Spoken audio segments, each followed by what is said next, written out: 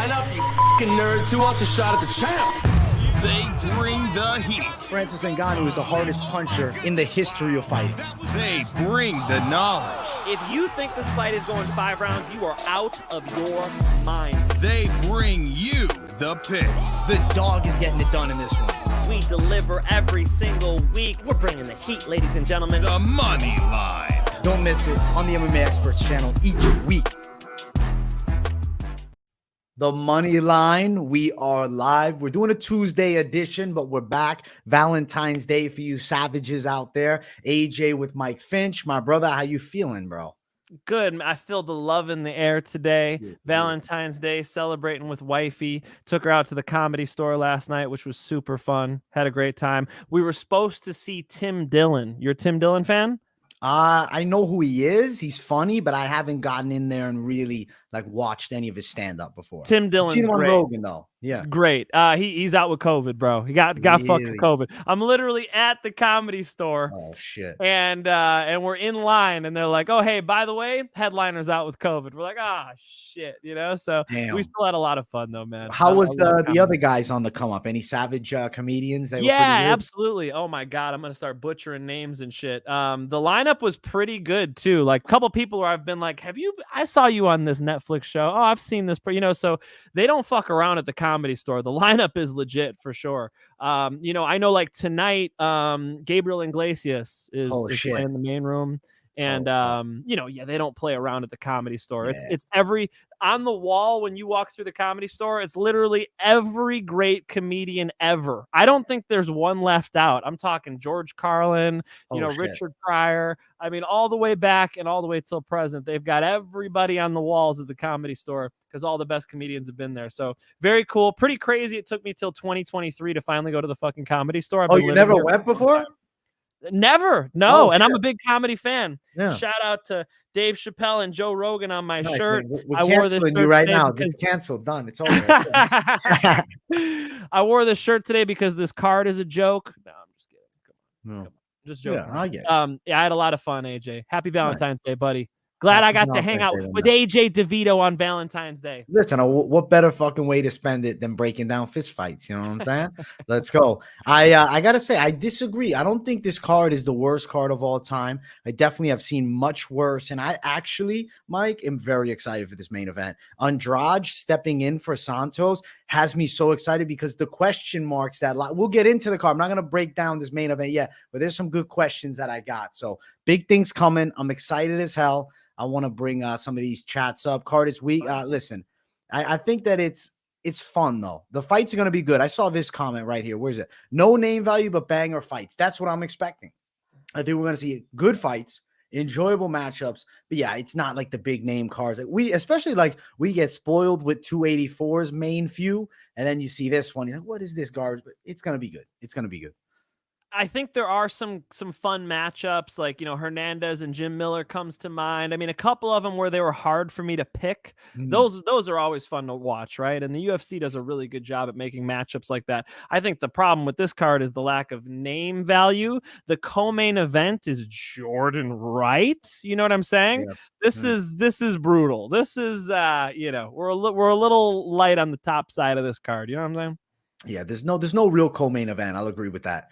Jordan Wright and Pauga is not a real co-main event. It's just, listen, at least they're bringing us fights, man. That's my mindset now. They're bringing us fights, and they bring more fights than anybody, so I'm not hating. I'm here to talk about it. Let's go. Let's go. And now, before we get into that, I do want to ask you, Mike Finch, Makhachev, Volkanovski. This was a fantastic all-time classic type fight, in my opinion. One that I want to see him do it again. I don't know if we get it right away, but I've been seeing Volk post online, and he wants to do it immediately. He says, Yair, hold down 45, defend that interim belt, and let's throw down for, I think, is it a well-deserved rematch? I say more so because of how well Volk finished the fight. The question marks are going to be there. So if, let's say, we move on with Makhachev, and let's say he fights whoever and wins next, there's always that Volkanovski pounding him down with, a minute left standing in my mind. Like, I would rather see them run it back. So let's say Makhachev then goes out there, gets the finish, or wins more clean at the very end. even if the fight is competitive throughout and Makhachev finishes strong, it's a better look. I honestly feel like the worst look is when your world champion is on his back, getting hit with shots at the end of the fight. Looks like he's gotten beaten up. And let's be real, in that last round, I see him clock watching the whole time. 100%. He was doing it earlier. He was doing it when he had his back. He was looking up at the clock. Yeah. It's like Islam. You're in the most dominant position you could possibly have in jiu-jitsu. He's got his back with both hooks in. And what is he doing? He's praying to Allah. He's sitting there watching that time go by. It's like, I thought you were a cage fighting champion, bro. What are we doing here?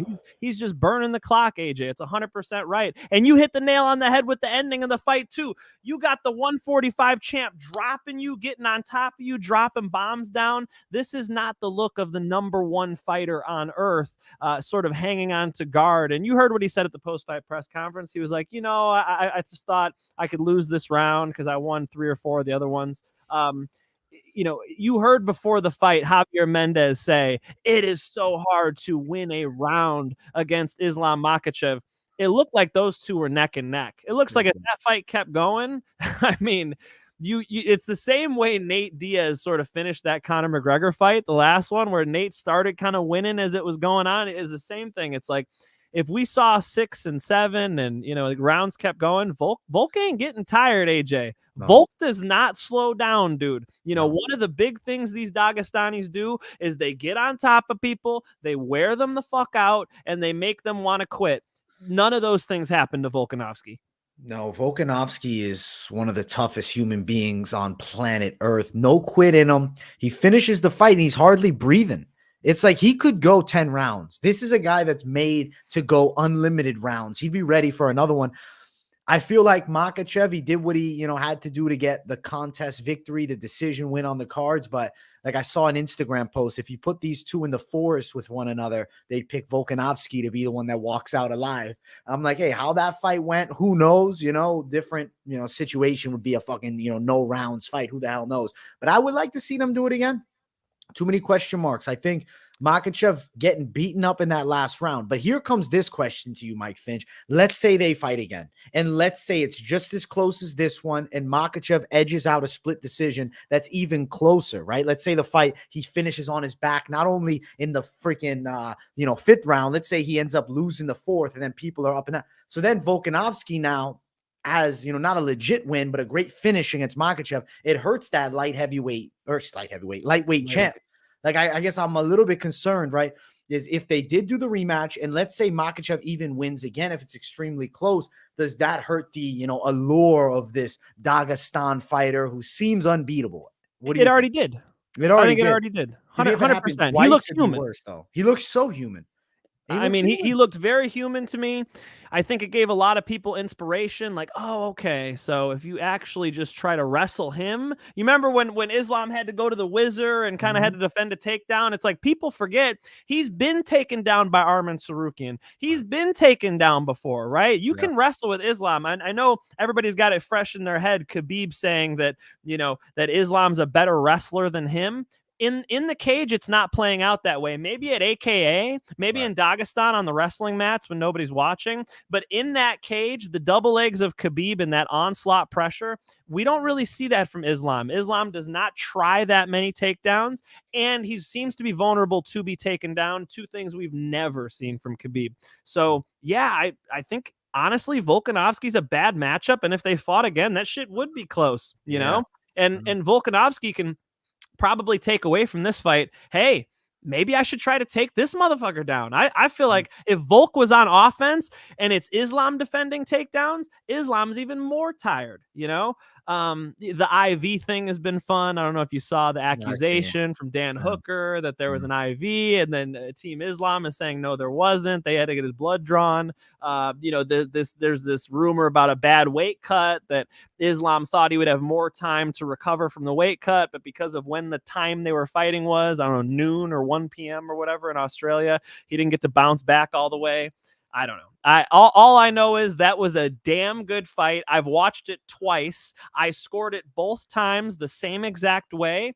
I did 3-2 for Islam. But damn, dude, that was a fun fight. And of course, we have to see it again. Can that please be a trilogy? That is just a great matchup because Volk offers so many obstacles for Islam. Islam cannot control him, and the striking is pretty close, man. Islam hits him hard, but Volkanovski, if he increases that output a little more, dude, fun fight. And definitely Volk earned his, his big respect, right? He was saying he was being disrespected before this, and people were, not thinking he would survive this fight. He did a lot more than survive that fight. He did well. He exceeded all my expectations by a mile. Now, the question lies is Volk is still number one officially pound for pound. Does that make sense to you? Do you think he deserves to be number one pound for pound? I think, okay, I like it. I liked when I saw the UFC. Did I send it to you? I liked when I saw the UFC rankings and they kept Volkanovski at number one. That brought joy to my heart because it's like, I see both arguments, right? In the corner of Islam, Islam's like, we fought, I won, therefore I'm number one pound for pound. No, pound for pound is an interesting thing. You're talking about the smaller person being compared to the bigger person, and then we're supposed to compare them by skills. This is how I can compare John Jones to Mighty Mouse. We're talking about, relative to their divisions. Well, shit, he looked pretty damn good to me, jumping up a division and fighting him in a very close decision like that. One where Joe Rogan scored it for Alex Volkanovski. Joe's seen a couple fights. He knows what he's talking about. I mean, if it comes down to the wire like that, if the end of the fight is Volk dropping him and dropping bombs on him, dude, I could see the argument for Volkanovski keeping his number one, ranking in the pound for pounds. Islam was supposed to knock him out, right? That shit wasn't happening. And let's be honest, right? Let's say they were pound for pound the same size. You'd have to favor Volkanovski. Volk's 5'6". He's a smaller man, and he's able to go out there and make it competitive. So, yeah, I think you can keep him at that number one. Makhachev on his back at the end, I think, is what keeps him. If you would have finished that round with a takedown, got on top, controlled Volk a bit, I think you would have seen a flip. But the way that it finished, the question marks lie. How would the fight go again? And Volkanovski's got to be more confident in a rematch. He hung on, bro. He just hung on, He just got a hold of him with his legs and hung on until that final bell. And that's not the type of tenacity you see from a Khabib. That is not the type of mindset you see, from certain champions. It was intelligent if he was really hurt. If he was really hurt and really tired, then what he did was intelligent. I've done the same thing. I've been cracked, pretty good in sparring and in a fight. You recover first and then you come back and you try to win. When it's the end of the fight like that, though, there wasn't he said it at the post-fight press conference. I believe him. He's like, I thought I was up, so I just kind of waited to lose that round. It's like, okay, but if you want to be number one pound for pound, then don't be hanging on and looking up at the clock, counting down the seconds, because that was not what he needed to do to make it, leave no doubt. There's certainly plenty of doubt. There's more doubt after watching the fight than there was beforehand. On where exactly Islam is at. You could see, AJ, the experience that Volkanovski's had. How comfortable was Volkanovski? Was he even tired at the end of the fight? I don't think so. He looked like he was ready to go on. Now, we always play this game. It's okay to, opt out at this point. But if there was another round, if this thing did keep going on, who's winning the fight to the death? You don't have to answer that, but it was pretty obvious, right? Yeah, no, I agree. I want to see it again. Let's run it back. But I think Volkanovski looked like the pound for pound best fighter in the world because he's on top at the end, throwing that ground and pound. He wins I guess he didn't win the actual match, but like Ariel Helwani was saying, he won the fight, but he lost the contest type of thing. It just is what it is. Let's see it again. I want another matchup between those two. Let's capitalize on it. Like, let's say Volkanovski does a fight against Yair Rodriguez. What if shit went sideways? He ends up losing. Makhachev ends up losing. Or let's say one of them gets injured and then there's a big delay. So many hurdles. Instead, we booked the fight for this summer. I think that it's a better pay-per-view this time out. People are going to be clamoring at the bit to see it. I'm all in. Oh, and it's dude. no loss. The winner of this fight then is in a very interesting spot because if Conor McGregor can end up beating Michael Chandler, you know that fight's at 55. It's not 170. I think that if Conor McGregor wins that fight, they're going to put him into the picture. So it's either Volkanovski McGregor, which would be insane. Think about that. Volkanovski gets a chance at the only featherweight champ he hadn't beaten. And then if it's Makhachev versus Conor McGregor, Team Dagestan versus Team Ireland once again, who doesn't want to see that? So to me, things could be crazy next year for the UFC. It's dependent upon one factor. If Conor McGregor gets past Michael Chandler, I think there's like record-breaking pay-per-views coming. Record-breaking. And if he doesn't, Michael Chandler's a star too. They'll figure out a way, right? Yeah, right. That's what you and I were talking about when the matchup was first announced. It's like if Conor loses to Chandler, there's still a pathway. You know, there's still ways to make fun fights. Right. Obviously, you know my take. I think it's a tough fight for Conor to come back to, but if he knocks Michael Chandler out, he's right back in the mix. Right back. And interesting, Islam doesn't want the fight. You heard what he was saying? No, I didn't. Islam is like, I want the real contender. You know, like. You want Conor McGregor's name on your record, dog. Right. You want Conor McGregor on the opposite side of that poster. When you get your check at the end, you'll see why. Do you think there maybe is a little fear in the back of Islam's mind seeing Conor McGregor's left hand? Could he find him?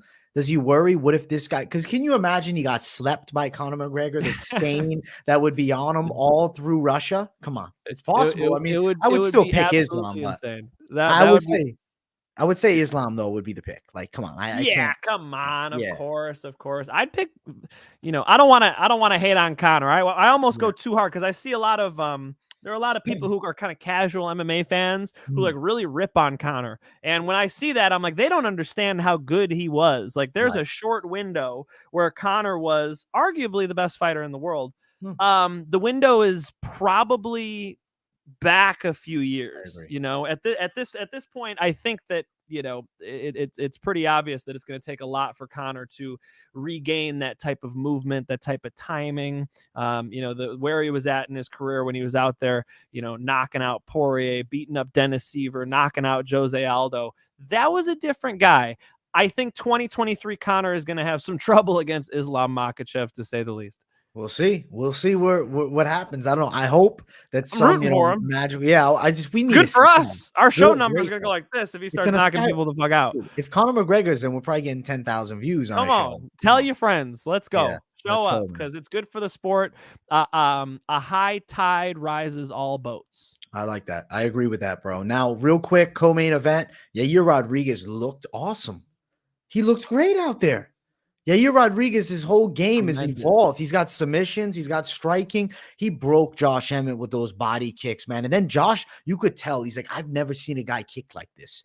The dude kicks like he's got, extra arms on his legs. Like it's almost like he's swinging baseball bats at you. Yair Rodriguez's kicking skills are some of the best I've seen. He beats Josh Emmett by a sub. It was a great win for Yair, dude.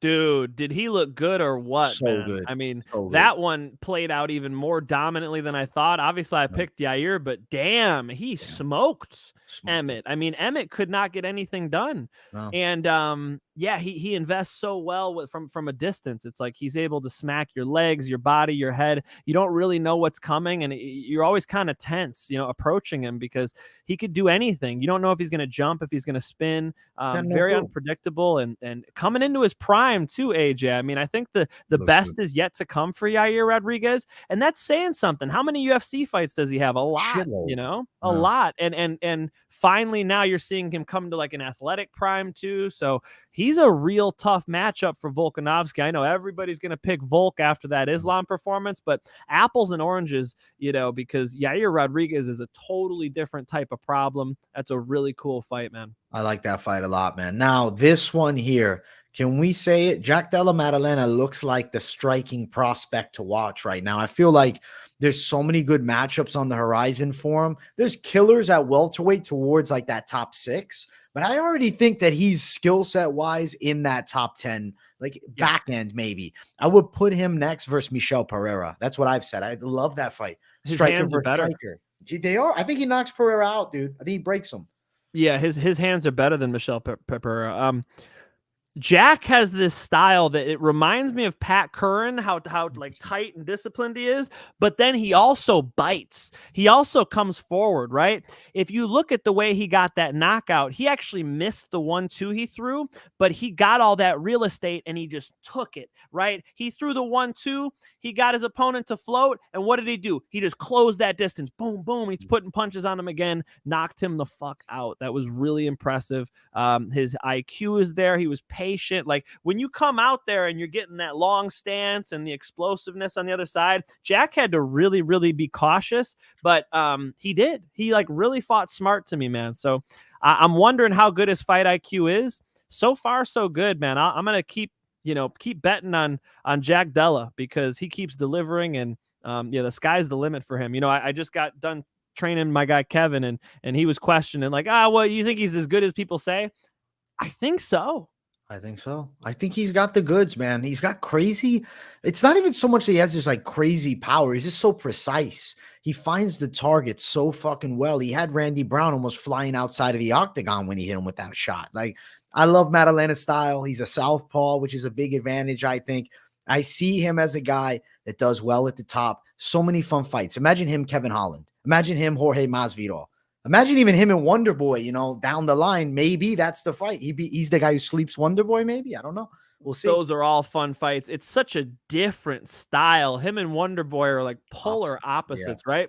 Yeah. Wonderboy's got the hands down and long, and Jack Della's like in here looking like Rocky Marciano, So yeah, just a clash of styles between those two.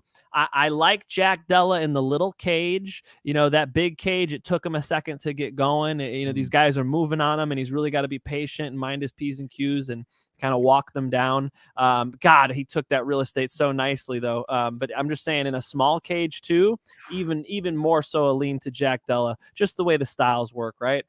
Fun fighter to watch, man. Very impressive shit. Like those are one of the guys coming up where you could tell he's going to be in big fights. Yeah, I see big fights on the horizon, and he's marketable, man. And Aussie, dude, Aussie's got some killers.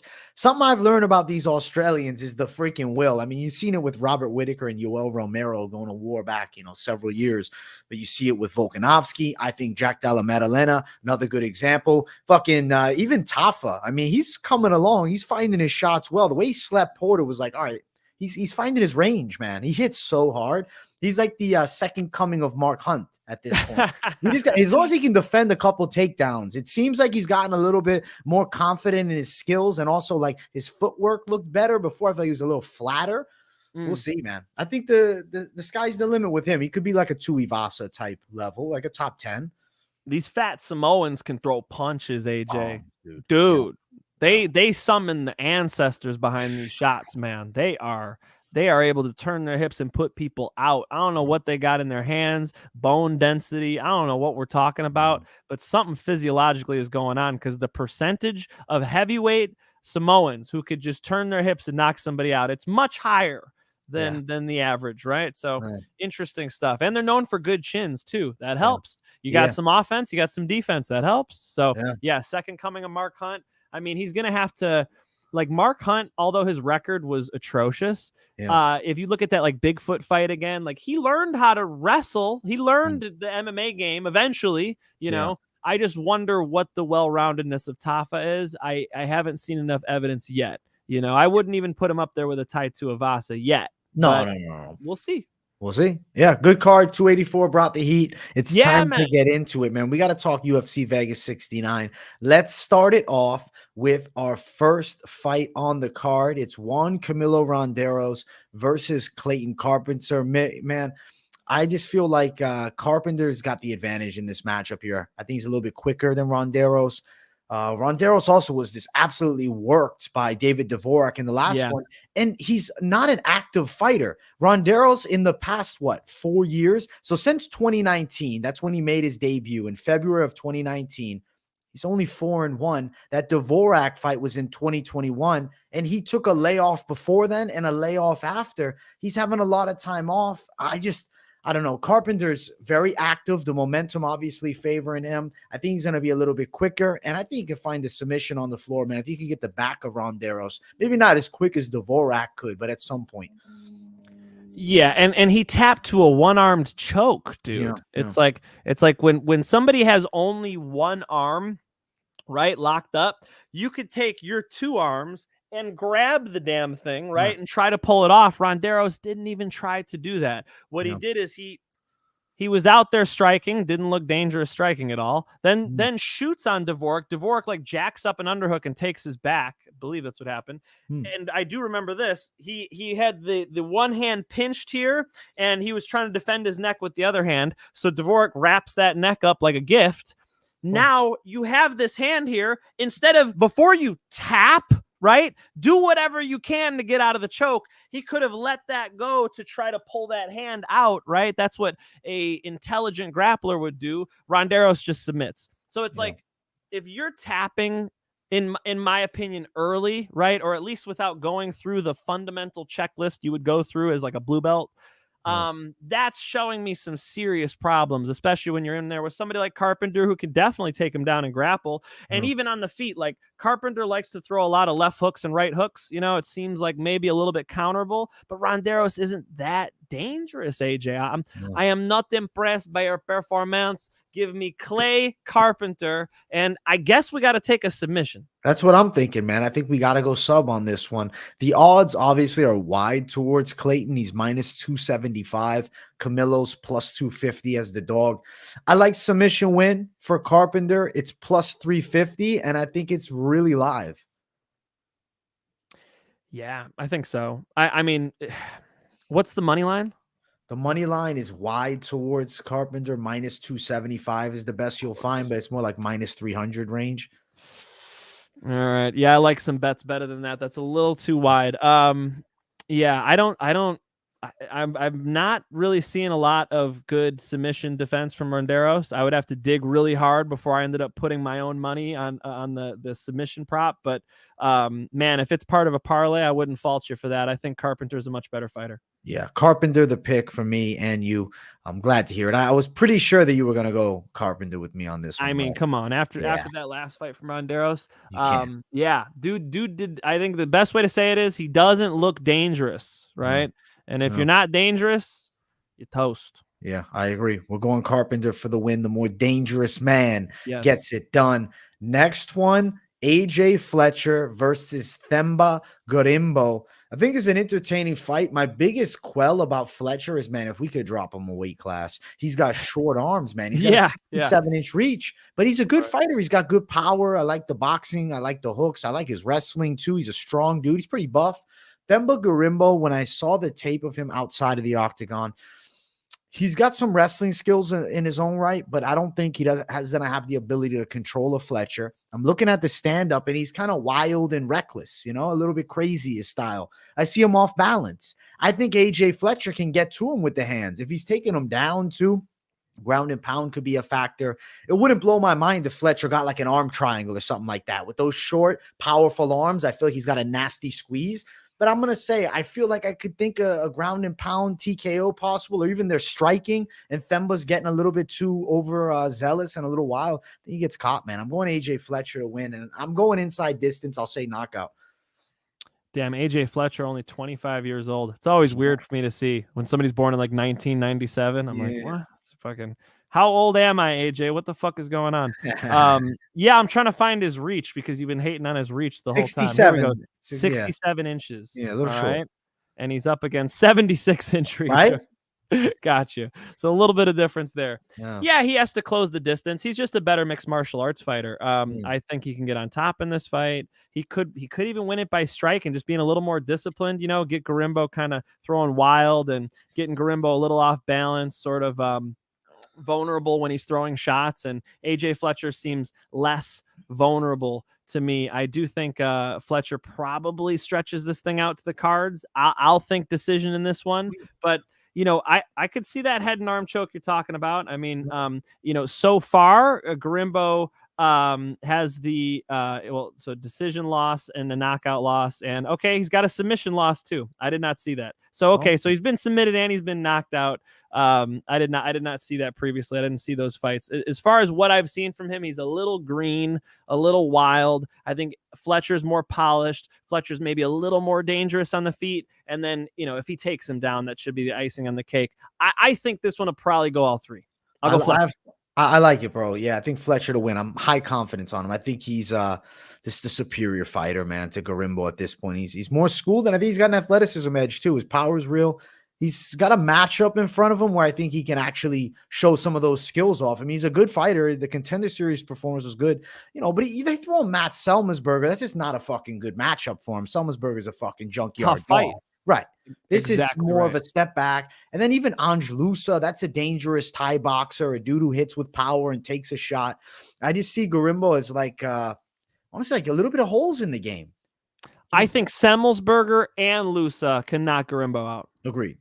So yeah, we're going Fletcher for the win. I'm going to go inside distance, brother. I'm thinking inside distance over picking knockout or sub. If you're betting it for, if you want to go value, obviously you can, but for security, I do think he's getting it done inside the distance, bro. Fletcher to win inside distance is plus 130. Now the money line is a bit wide. It's minus 250 for Fletcher. And then Themba is sitting at plus 225. I think Fletcher's still a good parlay piece. He's a big favorite, but he deserves to be, man. Yeah. It could be a parlay piece, but the line is a little wide to be sexy. No, I got a couple bets I like better than this one on this card. It probably won't end up in my parlay. We'll see about AJ. We'll see. We'll see at the end, man. We'll see at the end. But yeah, I like Fletcher to win. And I will read off the submission line because it's plus 300 and then KO's plus 200. So neither is crazy wide. We shall see, bro. We shall see. Good fight. Yeah. That makes sense. That'd be interesting. Okay. Plus 300 submissions. Interesting. Let's go. That was your pick, right? Head and arm choke? I mean, that's like my Mystic Mac call, but I was leaning knockout through the week. I don't know. I like inside distance. I feel like I feel better about it. I think a finish is pretty possible in this fight, man. I just feel like Fletcher can do it. All right. There we go. Double up on Fletcher. Let's go, baby. Fletcher for the win. Next fight on the card. This one has me pretty stoked. Nazim Sadykhov versus Evan Elder. Evan Elder's a fucking junkyard dog type fighter, a dude who can take damage, doesn't quit, he comes to fight. But they throw him a kid who's so technical, trains with that Sarah Longo team. He's got some jiu-jitsu. He's with Aljamain Sterling training.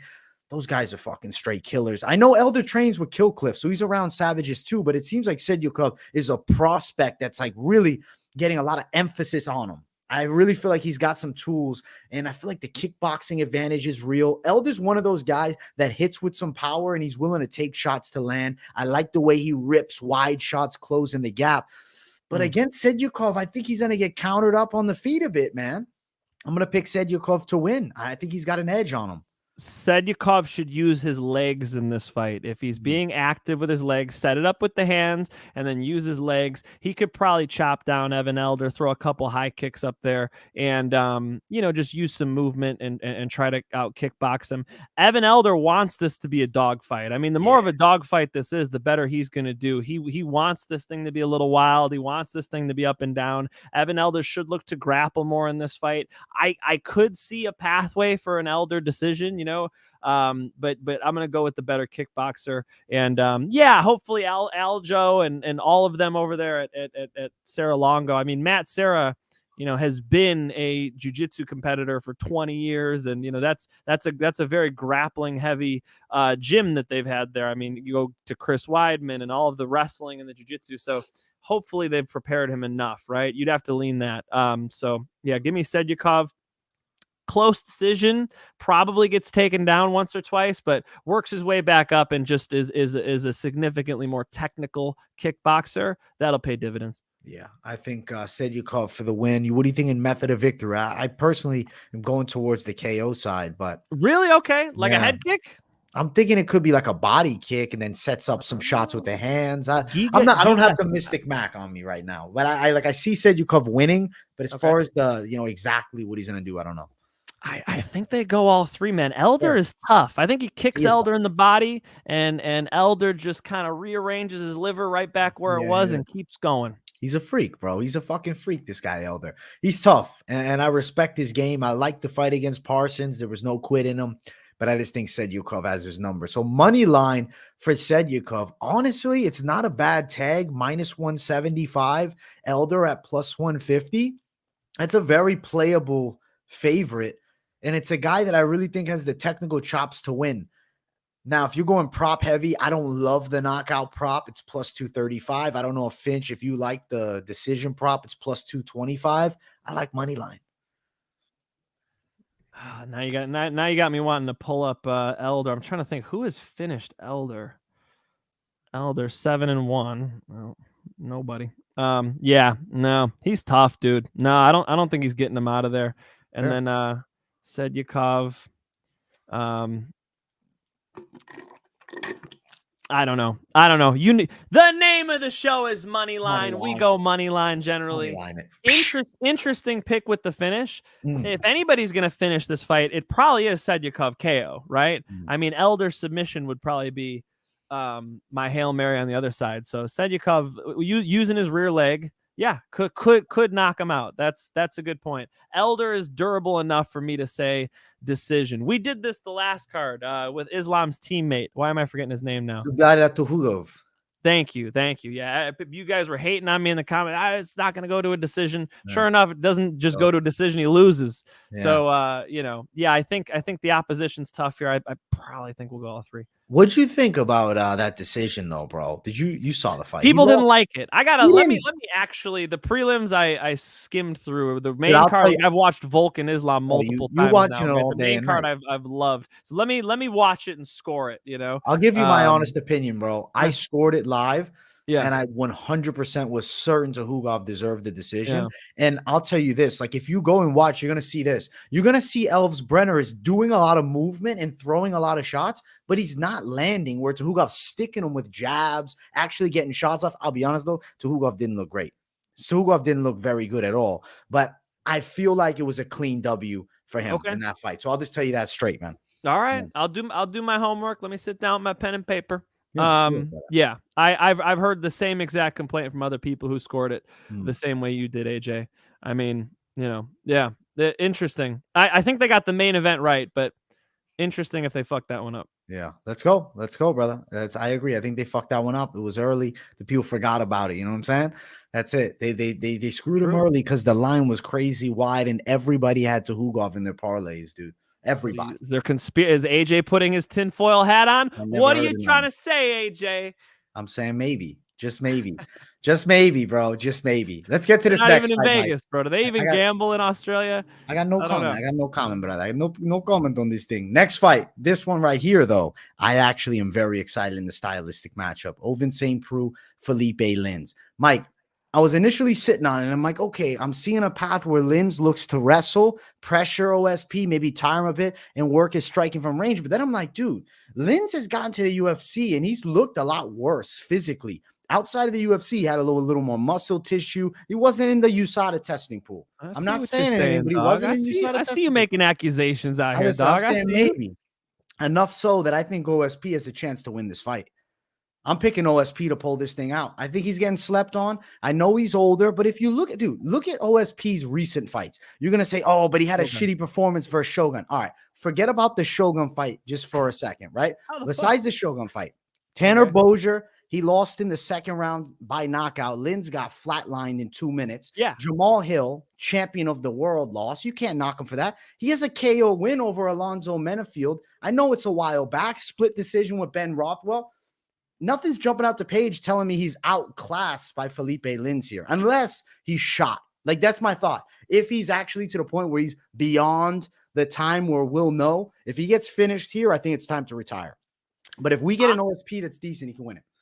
Honestly, dude, you've been trying to pull me over because my initial reaction was OSP is 40 years old. You go Lins. And then, like, digging into it more, I watched the Vadim Nemkov knockout again, where, like, Vadim's a phenomenal mixed martial artist, but not really known for like one punch knockout power. And he knocked Lins the fuck out, dude. It was sick. The way he put that straight right hand, just kind of followed him and just boom, just put that right hand, unraveled it, pop perfectly down the pipe. It was a beautiful knockout. You can kind of get to Lins, you know? And so somebody like OSP, who has a lot of power is the last thing to go. I could imagine an OSP KO. That's not out of the question. I think OSP might get out wrestled here. He might get out hustled here a little bit, you know. And I heard what you said on the previous show. Big fan of MMA experts. I always tune in. I I heard you say that, you know, OSP's got the Ovince St. Preux choke, the Von Flu, or the Von Preux, as you so kindly titled it for him. But yeah, I don't see him strangling Lins either. I mean, maybe it's like a close fight. It's a good fight. But if Lins is worth a shit, if he is worth anything, he has to win this fight, man. It's just, it's that the points where they're at in their careers, you know, this is OSP. Is he going to retire after this one? Is it the next one? Right. As to where with Lins, like, you could really see a future for him. I think he might want it more. Both of them have been pretty inactive. So I got to say, like, not something I'm super excited to bet on, but I guess I got to go on the other side of you. By the way, decent dog snag. I mean, I was interested to see that the odds are not wide, but I mean, just a little slanted on this one because, you know, OSP's been there, done that. And you keep your power. These big guys keep their power even at 39. Good fight. Yeah. I'll say this, man. I watched that Prachnio fight with Lins, and he didn't look good. He won, but by like a little bit, he wins the rounds, but it's not like he's beating his ass. And dude, I don't have Prachnio as a guy that I hold in like extremely high regard. I would think him and OSP, I don't know. I think OSP could get to him too. Lins looked flat in that third round. I know OSP though, he's looking a little aged. I'm picking OSP. I think it's risky, but he's a great underdog here. And I do actually think he's winning. I'm not only picking him because he's dog. I think he can beat Philipe Lins. I'm just not super impressed by Lins, man. Now, as far as the lines for it, though, I know we already mentioned OSP's a dog, but he's a good size dog at plus 185. Lins at minus 205. I like OSP's chances to pull this thing out. I like Moneyline. I don't want to prop things up. Just Moneyline it. The way the bookies, you know, booked this one, that's a little wide, man. 2-1. Come on, man. Got to show my guy OSP some love. Yeah, if you bet that, respect, because I'm rooting for OSP anyway, right? So respect if you bet that one. There are some fighters who are reliable, right? There are some fighters, Jack Della Maddalena, the dude, you know, he's got a fight IQ, you know, he's going to deliver. Here are two guys I could never rely on. Fair. Yeah, I understand that. OSP at this point is definitely not as reliable as maybe, you know, in his prime. You know, he's a gritty motherfucker. Even right now, he wasn't that reliable, right? Even in his prime, he's got a goofy style. He's kind of looping puncher, and like he'll get a nice strangle every now and then he'll also get out grappled. So, you know, he's had one of those Michael Johnson careers where, you know, so some fights you're like, oh my God, this guy's really good, and then other fights you're like, why did I think he was really good? So, you know, all respect to OSP, and it would be nice to see an OSP knockout, I must say. Let's go. I'm going OSP. I think he's a live dog in this one. Let's go. Next matchup. This is fucking exciting. Jamall Emmers versus how do we pronounce this name? I want to make sure I say it right, bro. Askhabov. Khusein Askhabov. 23-0. That's a scary record, and he's not an old guy. He's, what is he, 28 years of age? He's been around. The bookies don't even like him. Look at the odds on this fight. It's a close line. This is what right now he's sitting at just minus 125. Come on, he's got the skills, man. I mean, 23-0. Jamall Emmers though is one of those dudes who's pretty good. He just ends up having fumbles. Like, he was beating Pat Sabatini until he wasn't. He got his knee destroyed. He's been out for a while. I think Askhabov can get to him, but it's a hard fight still with Jamall Emmers. Emmers is one of those guys you can't sleep on. You know, if you just think, oh, he lost to this guy, and that guy, he's still game. He's got quick skills with the hands. He's a longer dude. I'm going to go Askhabov to win, but I don't think he's in for like, you know, one of those one-sided beatdowns. I think it's going to be a bit of a fight for him. He gets tested. I think a submission maybe if he's able to get to Emmers with his wrestling. That's what I'm thinking. I think on the ground is where he'll shine the most. So I'll go Askhabov sub. I like it, man. Dude, I gotta think that this line is too close, because one of the things they might be seeing is that a lot of these fights are in, WWFC, and, a lot of them aren't against the best competition. I'm looking at 2-2, 0-1, 5-3. 10-4, 25-13. I mean, it's not the greatest competition ever, but those reps count. And if you look at what Askhabov brings to the cage, he's pretty well rounded. Like, he can go for a leg lock, he can, strike with you, he could level change at any time. He's in shape, he's fast. I like his shot. I think his shots are really nice. So bringing all that MMA game together, I could see this being a little one-sided against Emmers, man. And I know what you're saying about the Pat Sabatini fight, and Emmers coming back from, was it knee surgery? Yeah, his knee got fucked up, dude. So it's like, how's he going to look coming back from that? You got this guy, Askhabov, coming in here on fire. And you mentioned it. He's younger than me. He's 28 years old, So, I could imagine him looking good. Now, one thing to say is Askhabov hasn't fought since 2020. His fight with Herbert Burns and Joe Anderson Brito, those fights were canceled. But honestly, I think Brito would have been a tougher matchup than a Jamall Emmers. So I think maybe, if you look at it that way, maybe he lucked out. This is a better way to make your debut. Jamall Emmers is good, but, we all saw that, there's a pathway to wrestle Giga Chikadze. He wasn't able to do that. I got to think that the grappling of Askhabov is going to be significantly better, and that he can handle his shit on the feet too. So this is a bet I like, because I think the bookies mispriced this one.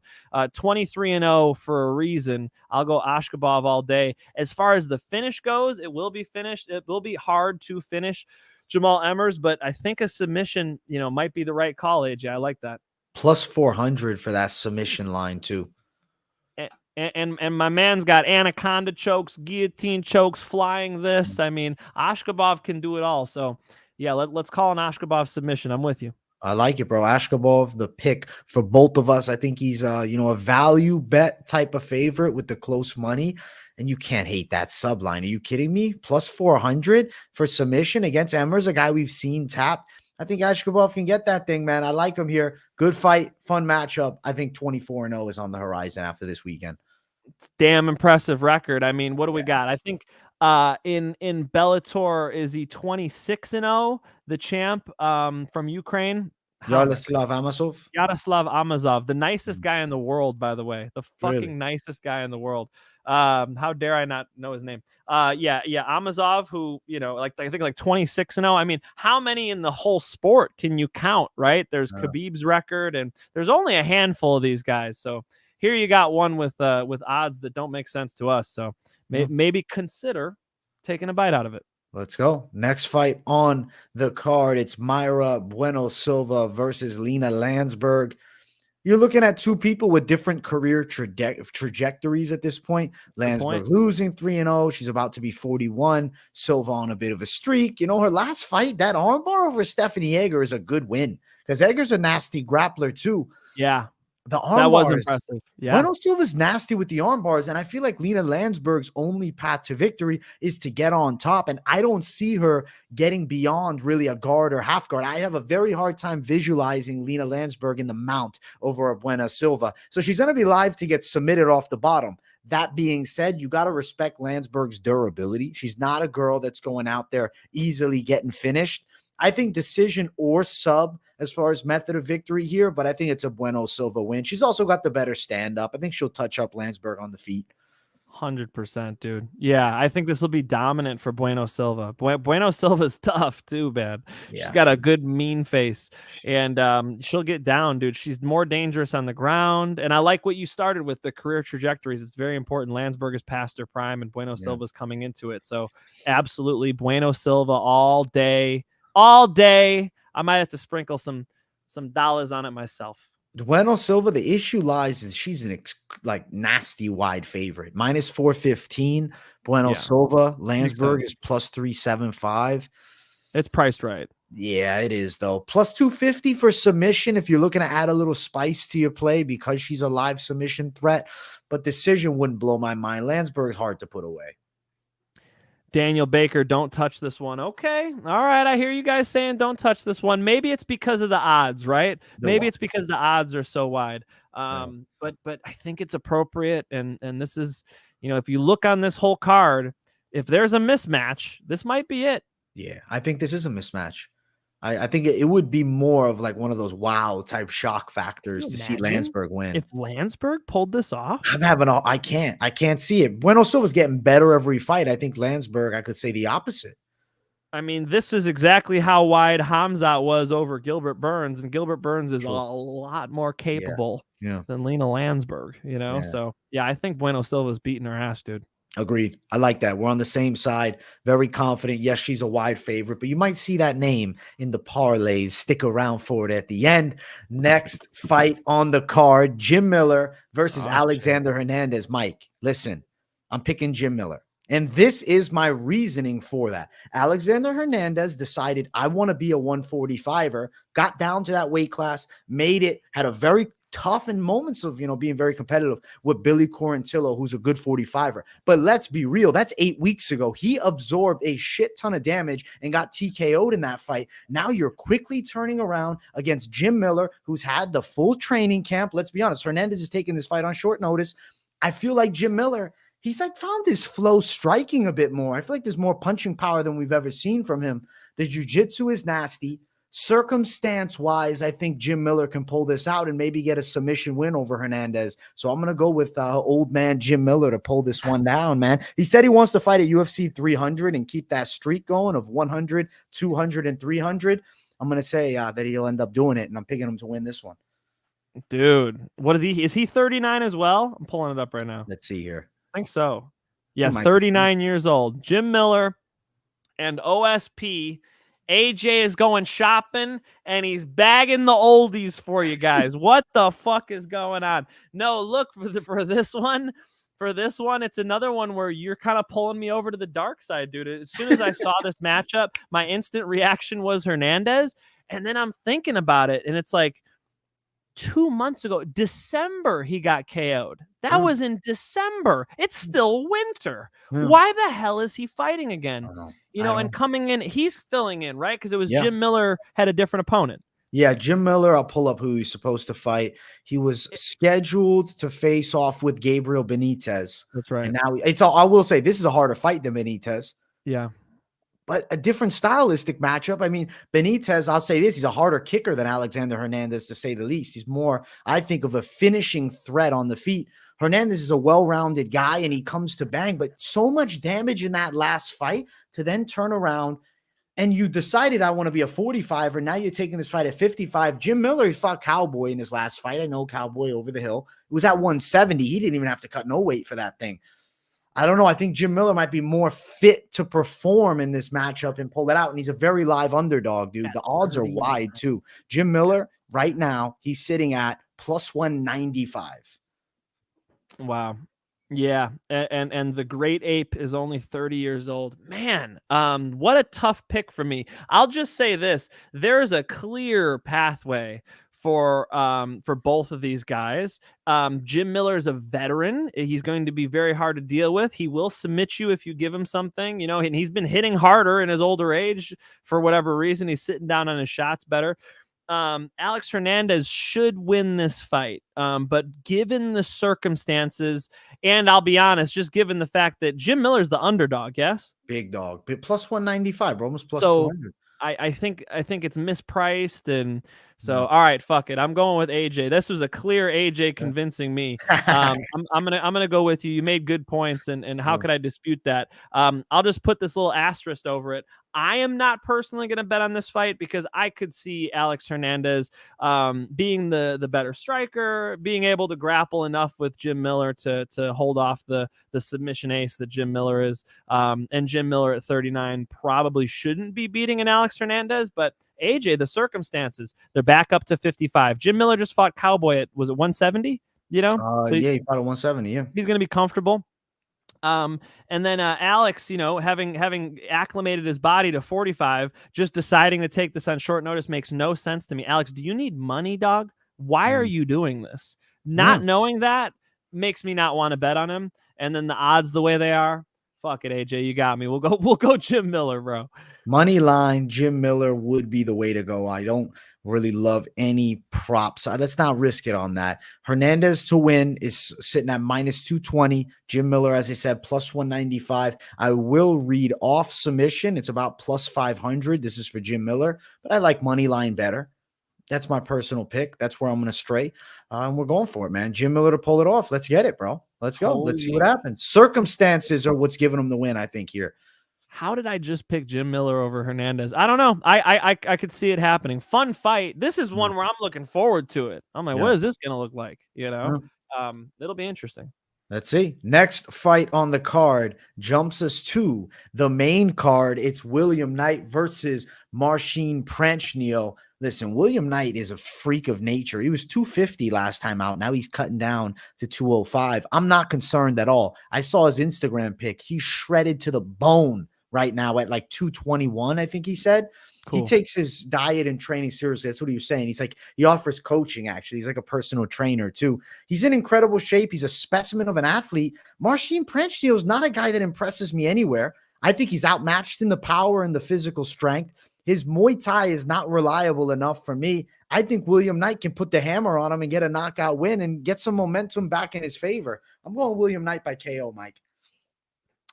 Marcin Prachnio is not good at martial arts.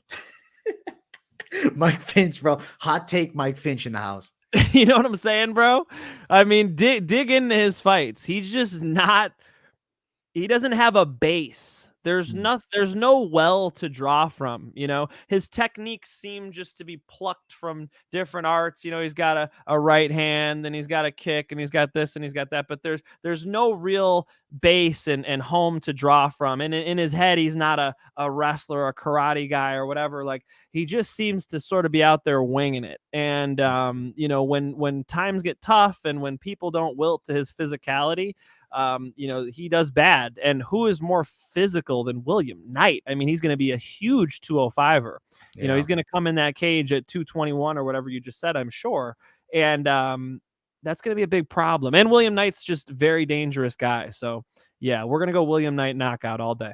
William Knight knockout, same side, me and Mike Finch both on it. And the odds aren't crazy, man. William Knight and him are like near even as far as the lines go. You can find Knight at around -110. So pretty much an even line for this fight. I like William Knight's chances a lot. The KO prop for Knight sitting at around +185. I also think that is live. I like money line better. I think William Knight should beat a Marcin Prachnio, man. I think he'll beat him up. He'll bully him a bit. Isn't it crazy, though? Khalil Roundtree lost to Prachnio. That blows my fucking mind that he ended up losing that fight. Wow. Yeah. Crazy. Different. Yeah, different matchup. I mean, with this matchup, I think William Knight, he has the nuclear option, but I could also see him sort of just winning rounds against Prachnio. I don't even think they need to my question would be like, what is Prachnio going to do to William Knight? Take him down? No. I haven't seen enough evidence for that, dude. No, yeah, I'm going Knight all day on this one, AJ. Let's go. Yeah, me and you on the same side. William Knight to win. Good one. I like that we're doubling up on it, bro. I'll hit you with the fist bump right back. Let's get to the next fight on the card. Josh Parisian taking on Jamall Pogues. Big, slower heavyweight versus a former light heavyweight who decides to move up. Yeah, I think Pogues is the better technical fighter of the two. And it's not like he's extremely undersized for a guy that moved up from 205. He's 6'3", 77-inch reach, and he's weighing 248 in his last one. You look at Parisian, 6'4". He definitely cuts to that 265, and he does have a 2-inch reach advantage. So something to be said is, Josh Parisian is the bigger man of the two, but he's definitely at a speed disadvantage. I think he's the worst wrestler of the two. Now, could he match the wrestling of Pogues because of his size? That's kind of my only question. But Pogues has taken down pretty much everybody he's fighting. And then in his Contender Series fight, he's outboxing the dude with nice 1-2s. I gotta go Pogues to win. I can't pick Josh Parisian, man. He's too unreliable. He's too iffy. Could he get on top and smash some ground and pound? Sure. There's always a chance of that with a big monster like him. But I'm going Pogues to win. What do you think, bro?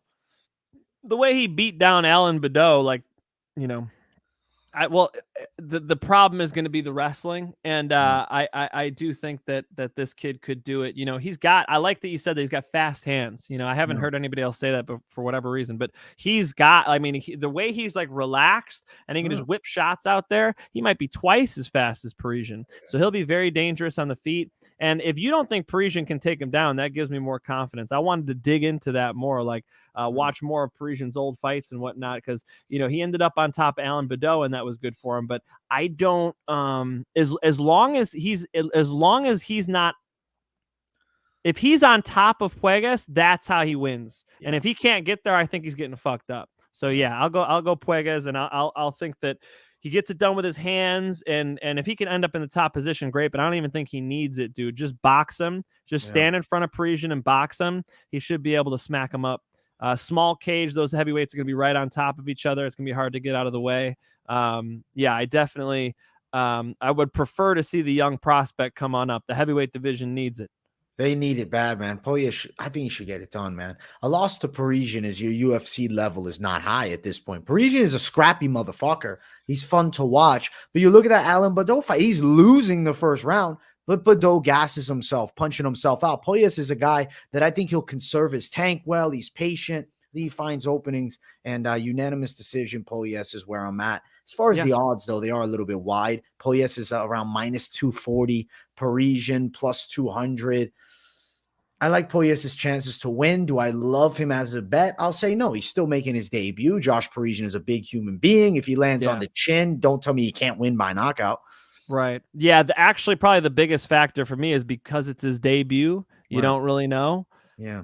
So that's what keeps me from betting on this fight. I like a couple bets better than this one. These big heavyweights are, you know, it's a properly matched fight though. Like this is the right way to bring him in. If he's got it, he's going to shine in this fight. Agreed. Yeah, if he's got it, I think he should really be able to outbox Parisian and even time takedowns. If Josh Parisian can pull this out, it's like, all right, we know Pogues' level, but if Pogues has any bit of potential to break past like that bottom end of the heavyweight division, this would be the guy you have to beat at this point. I mean, at this point, it's not just at this point, but the UFC heavyweight division needs some talent. So if this kid could take it seriously, you know, I think he should hit the weight room. I think he should put on more size if he wants to be a big heavyweight. You know, he's not the biggest guy right now. You said formerly fought at 205, both of them, right? Parisian was a big boy at heavyweight forever, man. He's always been a big boy. Yeah, he's always been a thick boy, I'll say. I don't think he's ever, I'll pull back way early in the career, but I don't think Parisian was ever at 205, unless I'm mistaken. He's 6'4", so he's definitely a big boy. Yeah, heavyweight was in his debut. Got it. Yeah. So being the smaller man, like don't end up on bottom, right? Don't if he ends up on top, he could do what Dontel Mays did to Parisian and just try to crucifix him and TKO him. Or dry hump his head. Right there you go. So no, I think he should use his hands, maybe knock him out. That would be cool. That's possible, right? But say decision. Decision win, my pick. No bet for me on this one. I'm going to sit back, enjoy, and we're going to find out a little bit about Pogues. I want to see more at minus. If it was minus 130, minus 150, if it was closer, maybe I could sway myself to go Pogues. But, as wide as it is, I think I'm going to chill on this one, and let's find out what he's got in the debut. Let's get a little evidence he can win against a big heavyweight like Parisian. I'm rooting for him, bro. The heavyweight division needs it. Let's see some fast fucking hands in the UFC heavyweight division. Let's go. Yeah, let's go. Next fight is the co-main event. Mike Finch's favorite fighter, Jordan Wright, is taking on Zach Pauga. Mike, I know your boy is Jordan Wright. I know he's your favorite. You think he's one of the best strikers maybe in history, right? Holy shit. One of the worst decision makers I've ever seen in MMA. Like just one of the dumbest fighters I've ever seen. And what's interesting is he seems perfectly intelligent, but as far as in the cage, a fool, an absolute. I don't mean to be disrespectful to Mr. Wright. He seems vulnerable when the way he stands up straight. I mean, there's all types of problems. Wright is not the boxer that Pauga is. Pauga could sit down on shots. Now, I know you're going to say, hey, Mike, Pauga just got decapitated in his last fight by Usman's gigantic brother.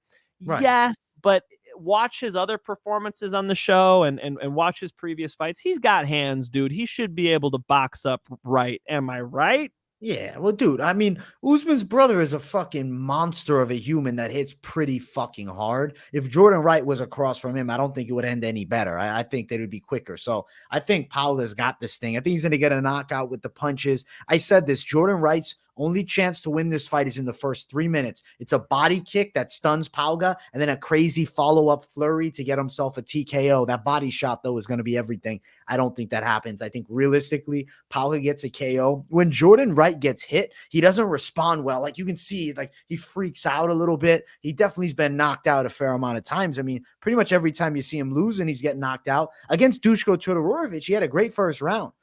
And then he's gassed and he's tired. He's a one-round guy, too, most of the time. Great analysis there, because that's what I see when he gets hit, right? The decision making is so bad. You want to see somebody like Whitaker who's going to keep rolling with shots and stay on the balls of his feet. It's not what you see from Wright at all. He stands up straight sometimes, and I think Pauga is going to come over the top with a big right hand and put him out, dude. Yeah, I'll go Pauga knockout, maybe early, brother. I think knockout early is pretty likely. Pauga by KO, you're going to hear the line and say, wow, the bookie's thinking the same. Minus 160 for that knockout. Pauga money line is minus 270. If you're thinking early knockout, though, and you're with me and Finch, because I'm thinking it's probably first round, you do get plus money, plus 170 on first round KO. So that's something to mention. It's not great, though. And you're banking on a first fucking round KO. Yeah, not my favorite bet. No. But, yeah, Jordan Wright. It's like you want to not just bet against somebody, and so I feel that's the allure here. Is I'm like, Jordan Wright in the co-main event, get the fuck out of here, But you really have to check on how reliable Pauga is, and he has some to prove there to match those odds that you just read me. So Pauga all day, like it's a confident pick, but. Probably a couple bets better on this card, and you guys are going to see that in a second when we do the parlays and the locks. But yeah, I mean, is he going to knock him out? I think so. I think so too. I feel really good about KO, man.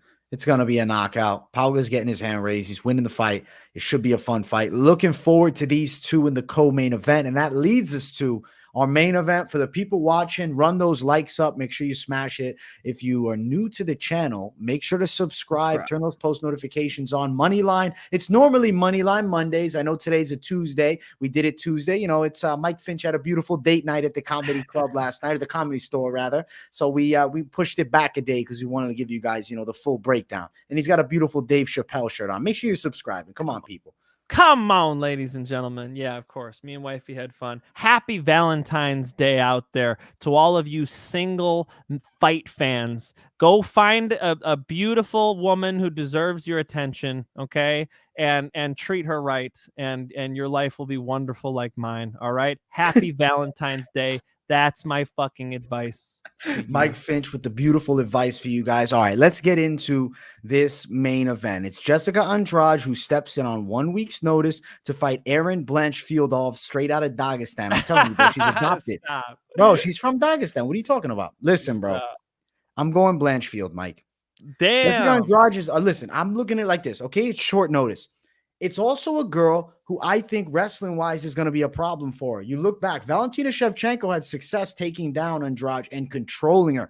Blanchfield is just as big, I think has the strength too. Now, where the lapse is going to be is in the striking department. That's got to favor Jessica Andrade. She just tore apart Lauren Murphy. But Lauren Murphy doesn't pose a wrestling threat by any means, whereas Erin Blanchfield controls girls that we think of as good wrestlers. I think Blanchfield has a very good chance to win this fight.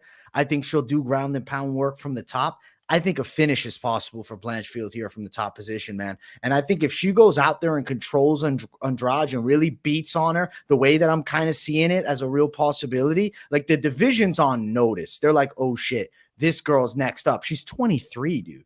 She's a baby in this game, and she ran through Molly Meatballs without issue. I kind of feel like Andrade might be a better matchup for her than Talia Santos was. Because Talia Santos is so well-rounded, just narrowly lost to Valentina Shevchenko, maybe even a robbery, you could say. People say controversial. I won't say robbery, controversial. Andrade was woman-handled by Valentina Shevchenko. She's beaten everybody up, but she's beaten her with the style that she always uses, which is the boxing. Right. If Blanchfield can get a hold of her, I think she takes her down, controls her, and beats on her. I'm going Erin Blanchfield to win. And I'm going to say ground and pound, but maybe a submission. Could it go all 5? I wouldn't be shocked either. I know Blanchfield is in shape for this thing. I'm going the wrestler. Let's go. Molly McCann was kind of on fire. I mean, for sure, but she had been taken down by Jillian Robertson and strangled, and we didn't crown Jillian Robertson after that. And we should, though. AJ, you bring up that Andrade looked good. Why is her name Lauren Murphy? Lauren Murphy. She tore up. Yeah, Andrade looked good outboxing Lauren Murphy, and Lauren Murphy doesn't have a takedown threat, but it's like, who is Erin Blanchfield beating? Molly Meatball. I mean, Miranda Maverick's a good win for sure. I was going to say that one. Miranda Maverick's a good win for sure, but Jessica Andrade has been fighting, Rose Namajunas and Joanna Jędrzejczyks and the Shevchenkos. I mean, and by the way, I think those are her only losses, right? Or just Whaley as well. Absolute creme de la creme champions. She has not lost to non-champions as far as Raquel Pennington beat her back, and Renal. But this is up. This is way up. Liz Carmouche back in the day, a good strong grappler. Well, yeah, right. I guess in the last fucking 10 decade years. and a half. Whatever. Yeah, no, I know what you're saying. Okay, Rocky Pennington in 2015. Son of a bitch. Good for you, Rocky. UFC 191. Okay, well, this goes into the point though, which is that Jessica Andrade, I know what to expect when she's in a tough fight. I know when Dominic Cruz is on the mic and he goes, she can't lift her up from this position, that Jessica Andrade is going to spike Rose on her head and break her neck. You know what I'm saying? What happens when Erin Blanchfield gets punched in the face? What happens when Erin Blanchfield gets to the 4th and the 5th round?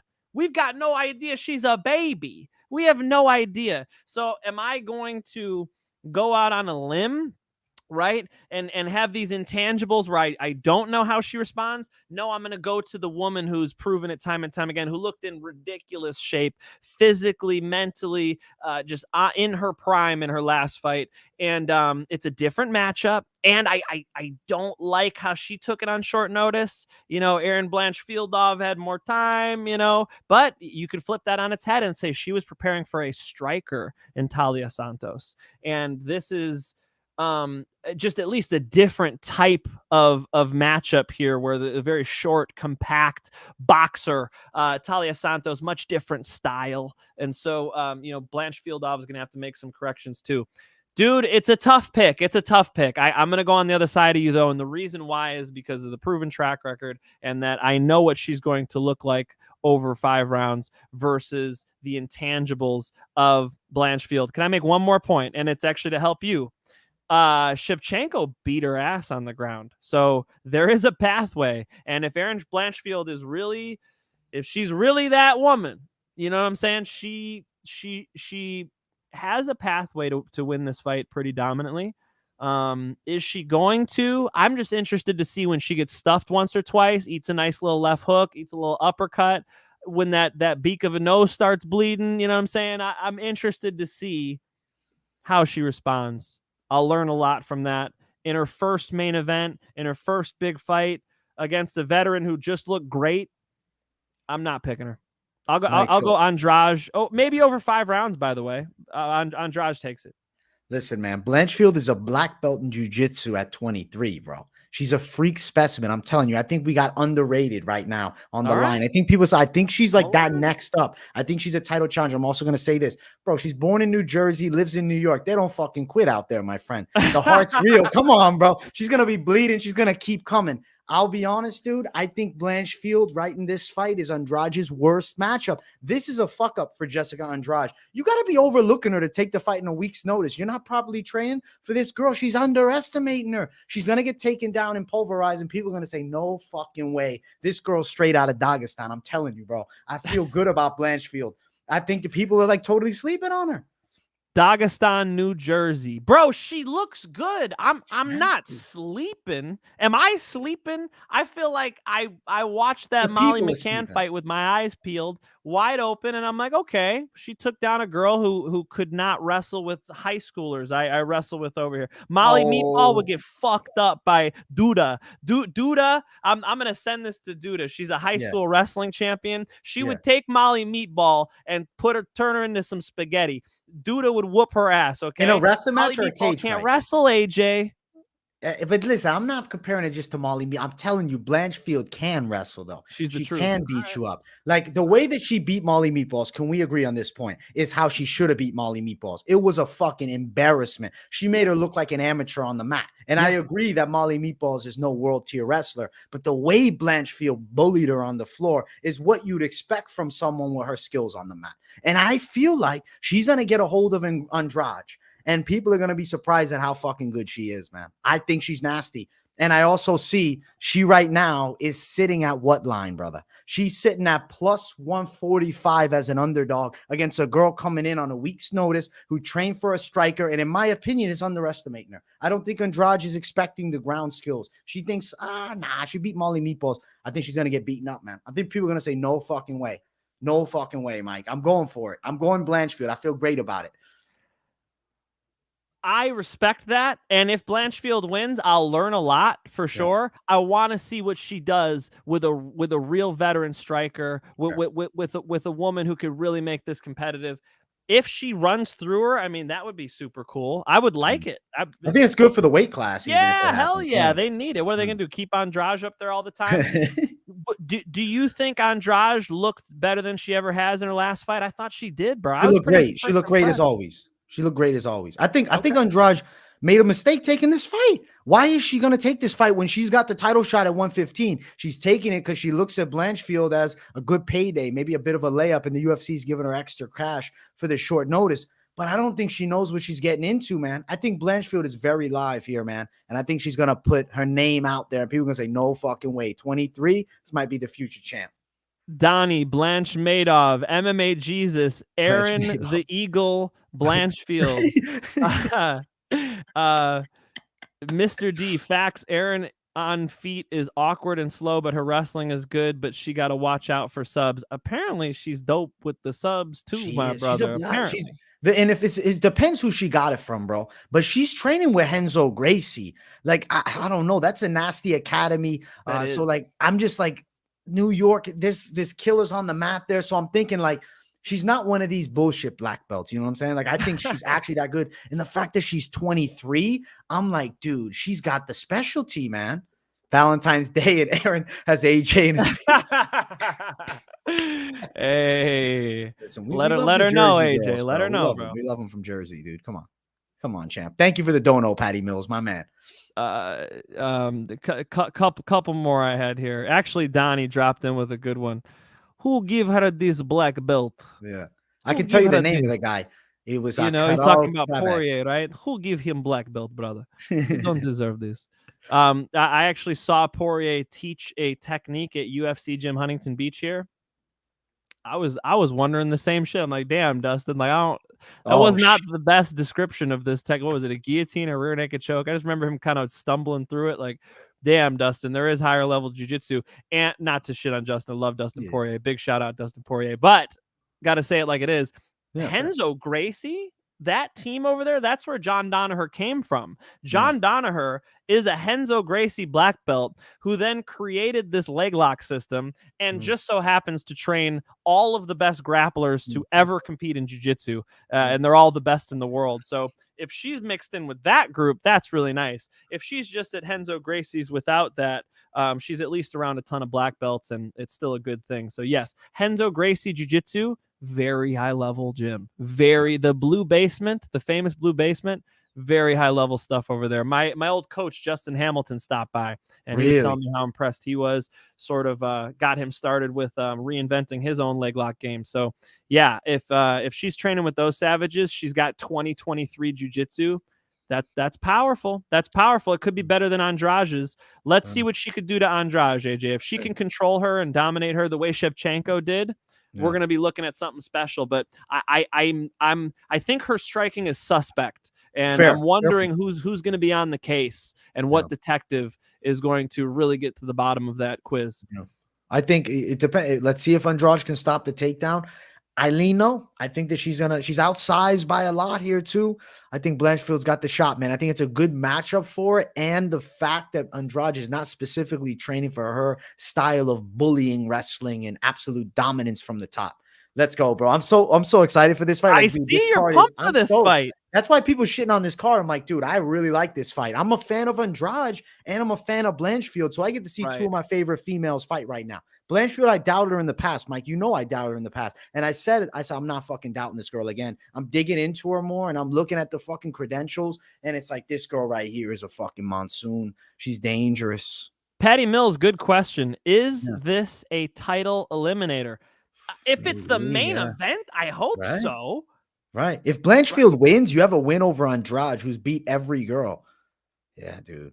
I like it, man. Yeah. It's so important for Blanchfield. Yes. Let's see her get tested, man. I hope so.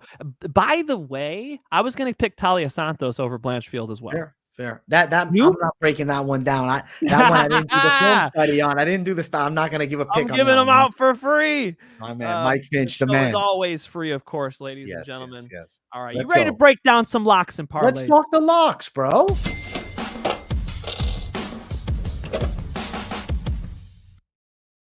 UFC Vegas 69. This is the money line. It is time for our lock of the week segment, the lock of the night, really. Mike, I'm going to let you do your thing first. Tell the people who's your lock this week. 23-0, and my man can't even get a 2-1 favorite over Jamall Emmers. We're going Askhabov. We're locking him up with a nice tight. Hear that lock? Keep the key. I think he's getting it done. I think he's better everywhere the fight goes, specifically those athletic takedowns, the ability to get a submission on the ground. Just money line it because the odds are sweet enough. I don't think they priced that one right. We're going to attack the bookies where it hurts. Go 23-0. Let's lock them up. Yeah, it's a great line, bro. -125 to -130. That's a great, but 23-0. Come on. Can't sleep on that guy. His ground skills are nasty. My lock is also so nasty on the mat. Nasty enough, I think, to beat Jessica Andrade. I'm going Erin Blanchfield, lock of the night for UFC Vegas 69, Mike Finch. She's my lock. She's pulling this out. I'm taking dog money and I'm taking dominance. I think that she's the next up, bro. I'm on it. Team Blanchfield. I'm sold now. +150, best value, but around +135, +140. Erin Blanchfield is a very live dog. Also, Andrade not preparing for this level of grappling threat, taking on short notice. She's not respecting the girl. It's 5 rounds, too. It's not a 3-rounder. Blanchfield for the win. I'm going to go inside distance. Method of victory, I could see ground and pound. I could see submission. I see dominance. I'm going Blanchfield, bro. Let's go. That's the call, my man. He's dominance. Oh. Woo! Hot take by AJ. Look, bro, the price is right. I mean, for Blanchfield to be a dog like this, you know, and especially because Andrade is taking it on shorter notice, at least you're getting good odds, you know? That's gotta make you feel good. I feel good, bro. I feel great. I feel great about this pick. We got Jack Della last week was -300. This week I'm doing the opposite. I'm going dog money at +145. Let's get it, man. We're going with Erin Blanchfield to pull this thing out. Are you an Erin Blanchfield fan? I'm growing to really like her game, bro. I like dominant fucking fighters, and I see her as a girl. Bro. I mean, I don't listen. Erin Blanchfield. I'm not saying. I'm just saying. She can give me a call. It's all good. You know, listen, she can do an interview for the money line. You know what I'm saying? Valentine's Day edition 2024. We'll get Erin Blanchfield on here for this one, Mike. I think we have to. I think that's the move. Let's do it. All right, man. You know what time it is, Mike? Parlay time. All the competition that try to compete, stand back, watch the bomb drop. Parlay time. Let's make some money on these bets. Mike Finch. Mike Finch. You're up first, as always, bro. You're up first. Give me, what are you liking for these parlays? What are you thinking? What's your Mystic Mike call? Man, I like Mayra Bueno Silva so much over Lina Länsberg. I know it's a little wide, so that's why we put it in the parlay. Parlay it up with a William Knight knockout. And look, you could just money line William Knight with Mayra Bueno Silva. AJ, what are we hitting at? It's so just money line is plus 130, but if you are able to do the knockout prop for night, you're looking at plus 290. So depending where you're at, either way, Mike, I really got to say, I think that's a quality play. I see it being done. I see this happening, man. Yeah, I'm with you, dude. I think I like those the best. So yeah, as I look to bet myself, for this card, Mayra Bueno Silva, William Knight, and then Askhabov taking it, dude. I like those. You could mix those in however you want. I decided to do those two as a parlay, especially the Bueno Silva, because the odds aren't so sexy, right? But probably the and I know some people at home are like, don't bet women's MMA. Yeah, whatever. I'm going for it with Mayra Bueno Silva. I'm pretty confident in this matchup. I would be shocked if Lina Länsberg beat her. Yeah, no, it surprised me too, man. So I'm going to throw you mine, Mike Finch. So I'm thinking we ride with AJ Fletcher to finally get a win inside of the UFC. I also think that the side of Zach Pauga definitely should get a finish over Jordan Wright. And I want to add some more steam to it. I also feel like I'm going to add in this line too, man. I'm going to ride with you on our guy, William Knight, to win. That's plus 260. I'm not adding in the dogs. I don't have the lock of the week in it. I got, I think, a quality play that, can leave you with some diversity instead of just, throwing down on one that it fucking fails. You do these absolute massive locks. Like, I also like throwing Bueno Silva in because it brings you to plus 345, which you probably shouldn't lose. But I left her out just, to bring something different. Plus 260, though. Fletcher, Pauga, William Knight. Bueno Silva's a great addition to it, plus 345. I mean, if you went and you can add in more, you could add Blanchfield and get plus 750 and whatnot. But we'll talk crazy parlays tomorrow because this week's Best MMA Bets is dropping. And I'm throwing the Hail Marys out there tomorrow. So make sure you guys tune into that show. I will, brother. I will. Did you have fun on Valentine's Day hanging out with me, Dude, AJ? I had a great time. Listen, brother, I had a fantastic time. It was a blast. I was looking forward to breaking this card down, man. I'm like, listen, let's go. I didn't have any date lined up for tonight. I said, let's fucking do the money line. What else are we doing, bro? Let's go. Come on, man. Come on. I appreciate all of you taking some time out of this Valentine's Day to hang out with us. Make sure you guys are subscribed at MMA Experts. We've been seeing the numbers doing pretty well on Moneyline, and we're happy with that. If you guys are sharing it, commenting, all of this helps the algorithm, helps us out eventually. And man, we're excited to keep cranking these out for you guys. Even on a card like this, it's not the greatest UFC card we've ever seen. Chat's lit. People are excited. I'm excited about it. So we'll see if Erin Blanchfield is everything AJ wants her to be. We're about to find the fuck out, and I'm super excited. And as usual, I'll be tuning into your other content this week, AJ. Keep killing it, brother. Listen, I got a big announcement. So Thursday, I'm dropping the Knuckle Mania weigh-in recap show. I'm going to be the only guy on the internet giving you picks and the weigh-in recap. Nope. The only other show that does it is Bare Knuckle Bets that me and Mike Finch do on the BKFC app. But I said, you know what? Let me bring the weigh-in show. I feel like I got a good eye for seeing the fights after, we get them on the scales. So I want to see these guys face off, give my final picks there. And I'm also going live for Knuckle Mania, which is on Friday. So should be a fucking wild week because I'm also going live Saturday for the UFC for the full card. So make sure you tune into that Fight Companion because it doesn't stop over here, Mike. I'm fucking just every fucking day of the week is violence, bro. That's You're a savage, bro. You live for this shit. Absolutely. Bare knuckle fights included. Yeah, you guys could check that out on the Bare Knuckle app. AJ and I broke down all of the fights for this card.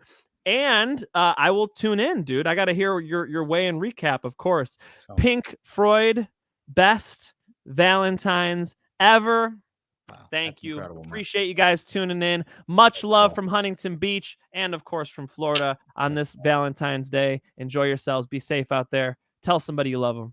Yeah, thank you guys all for tuning in. We appreciate you each and every week. The money line going straight to the top. And don't forget, subscribe to Mike Finch. He's got exclusive interviews he's dropping. He's got shorts content. Maybe he'll drop some special stuff soon. I'm hoping so. I'm going to keep pushing him. I've been kind of sitting on it. I'm going to keep pushing Mike Finch. Come on, Mike. Drop some bangers, bro. Drop some bangers, Mike Finch. I've got some good stuff coming. Trust me, okay? Yeah. The Mark Coleman one I've already told you about. We got some fun stuff. I just wait to see if Bellator drops it, They get mad at me if I drop it before them, so yeah. I've waited enough time. Fuck it. I'm dropping more content this shit. Week. Let's go. Mike Finch Show, people. Stay tuned. Stay tuned for him. Link in the description to Finch's channel. Thank you all so much. Subscribe if you're new. Smash the likes, and let's get 20,000 subscribers by the end of the year. Thank you all so much. Peace, everybody, and see you in the next.